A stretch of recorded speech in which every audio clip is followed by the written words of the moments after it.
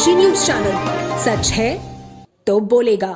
वाराणसी पहुंचे उत्तर प्रदेश सरकार के कैबिनेट मंत्री ओम प्रकाश राजभर ने कैबिनेट मंत्री अनिल राजभर के बयान पर तीखी प्रतिक्रिया देते हुए उन्हें खुलेआम चुनौती दी। पत्रकारों से बातचीत के दौरान ओम प्रकाश राजभर ने कहा कि यदि पूरे देश में कहीं वोट बेचने की कोई दुकान है तो उसका पता सार्वजनिक किया जाए। उन्होंने चुनौती भरे लहजे में कहा, अगर माई के लाल है तो बता दें कि वोट कहां बिकता है। मंत्री ओम प्रकाश राजभर ने नाम लिए बिना अनिल राजभर और उनके पिता पर निशाना साधते हुए कहा कि आज जो लोग उंगली उठा रहे हैं वे कभी लोहा चोरी किया करते थे।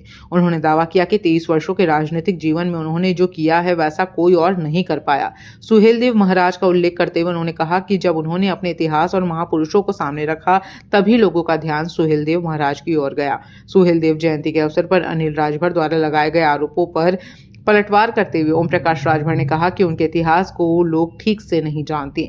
उन्होंने आरोप लगाया कि जब अनिल राजभर के पिता राजनीति में थे तब लोहे का सरिया बेचने की दुकान खोली गई थी और इस पूरे संदर्भ को लेकर उन्होंने तीखी टिप्पणी की। वोट बिक्री के आरोपों पर दोहराते हुए मंत्री ने कहा कि यदि किसी ने एक मां का दूध पिया है तो यह बता दे कि वोट कहां बिकता है। उन्होंने व्यंग्यात्मक अंदाज में कहा कि वे भी जानना चाहते हैं कि वोट खरीदने और बेचने की दुकान आखिर कहां है। शंकराचार्य अविमुक्तेश्वरानंद के बयानों पर प्रतिक्रिया देते हुए ओम प्रकाश राजभर ने कहा कि देश संविधान से चलता है, किसी के बयान से नहीं। 40 दिन वाले बयान पर उन्होंने सवाल उठाते हुए कहा कि क्या शंकराचार्य 145 करोड़ जनता के मालिक हैं।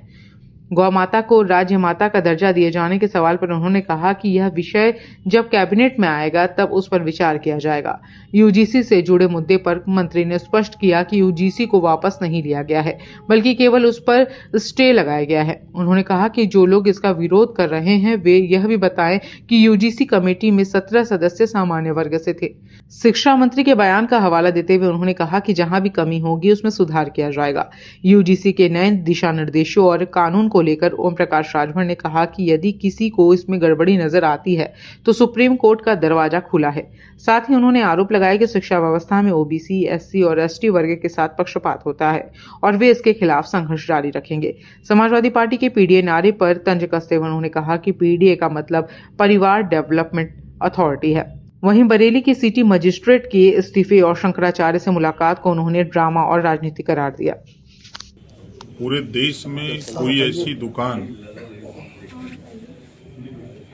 बनी हो जहां वोट बेचा जाता हो, पूरे देश में कोई ऐसी दुकान हो जो लायक लोग कहते हैं कि ओम प्रकाश राजभर वोट बेचते हैं। वोट बेचते कहाँ हैं?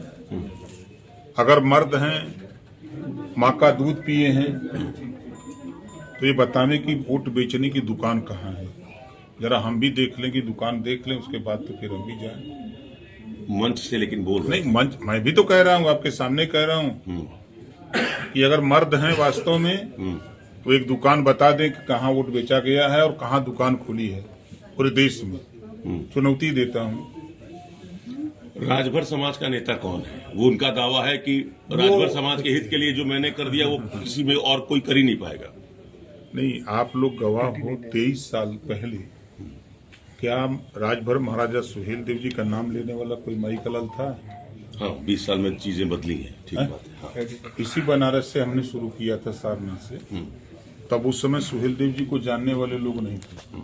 तब लोहा की चोरी करते थे लोग, उंगली उठाने वाले लोग उस समय लोहा की चोरी करते थे, दुकान खोले थे, लोहा बेचते थे।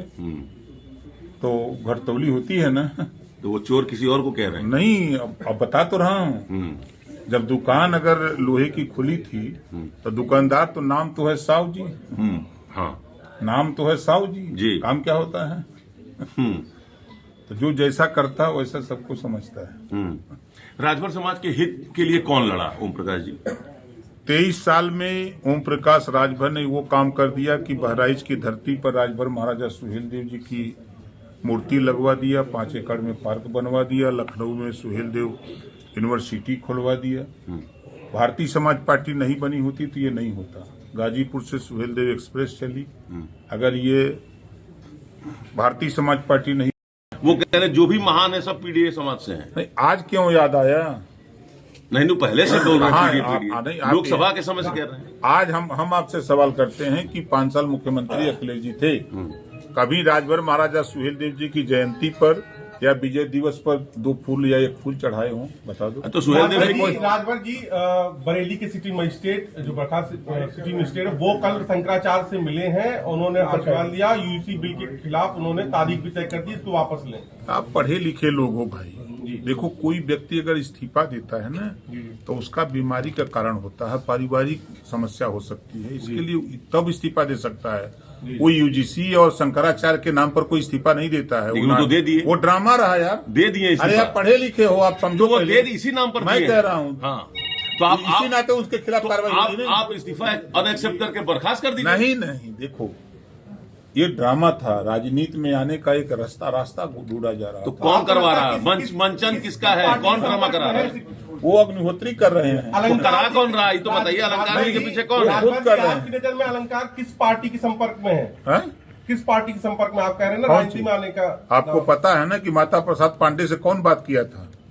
आप बताओ, बात कौन किया था? खाली सवाल पे सवाल करना तो जानते हो, अंदर देखो क्या हो रहा है, कुछ जानकारी रखा करो तब पूछा करो। ये राजभर है, राजभर ऐसे नहीं बोलता है, राजभर सीना ठोक के बोलता है। ठीक है, चलिए। पूर्वांचल की खबरों से जुड़े रहने के लिए आज ही सब्सक्राइब करें हमारा YouTube चैनल डनकाशी, और हाँ, लेटेस्ट अपडेट्स के लिए बेल आइकन को प्रेस करना ना भूलें। और आपके पास है कोई जानकारी या है कोई सूचना तो हमारे दिए गए नंबर पर आप हमसे संपर्क कर सकते हैं।